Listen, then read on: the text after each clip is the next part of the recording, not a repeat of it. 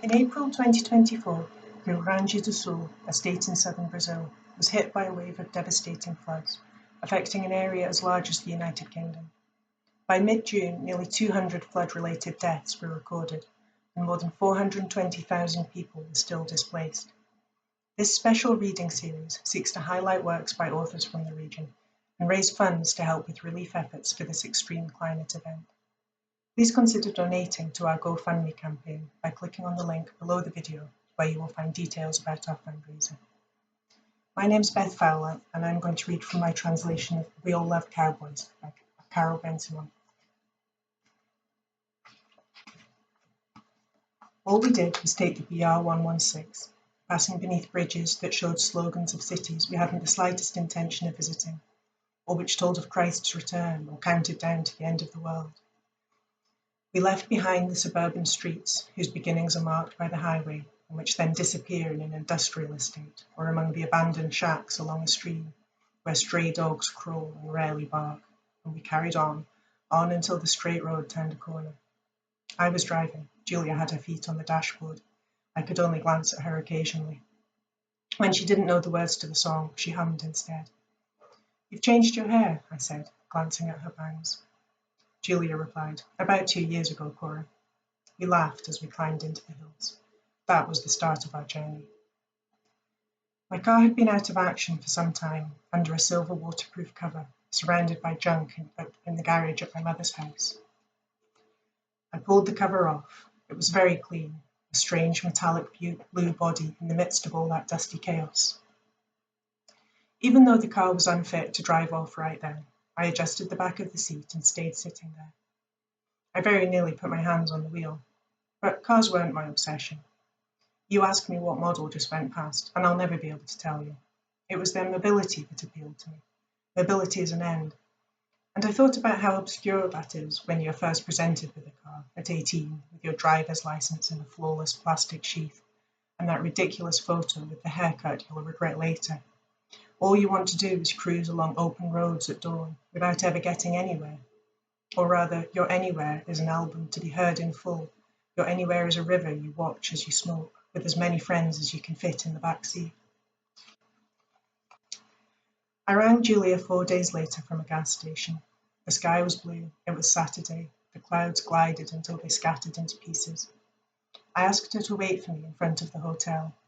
The attendant soon finished filling my tank and I left. All great ideas seem like bad ones at some point.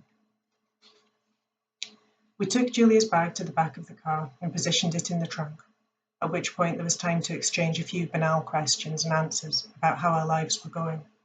Paris is beautiful, Montreal's freezing, the course is great. Then we got into the car. The previous day, I had bought a road map of Rio Grande do Sul. I hadn't taken a GPS because receiving any kind of instruction would go against the idea of the trip. I wanted a map on which we could circle the names of towns with a red pen, one that starts tearing at the folds on long journeys. Julia looked at it with a faint smile and shut the door.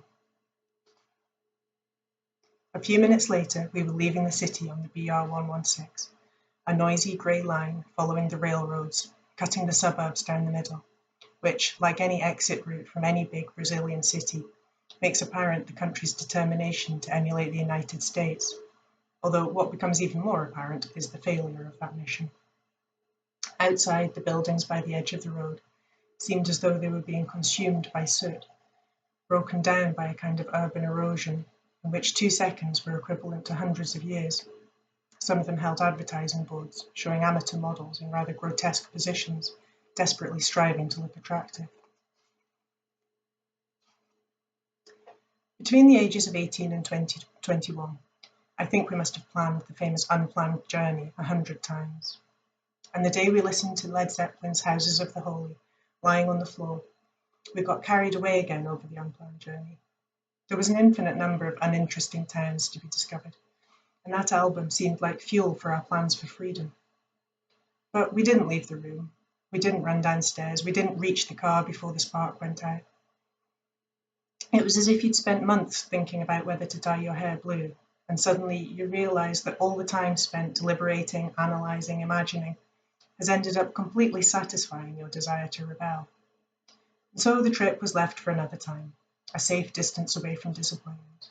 After all, having blue hair was perhaps not such a great way to break from the status quo, and uninteresting places were perhaps just uninteresting places, nothing more. I breathed deeply. It was mountain air, and we were there, 5 or 6 years late, but there, finally. We had survived a fight that was still hanging over us, Paris, Montreal, the madness of our families. This journey was another irresistible failure.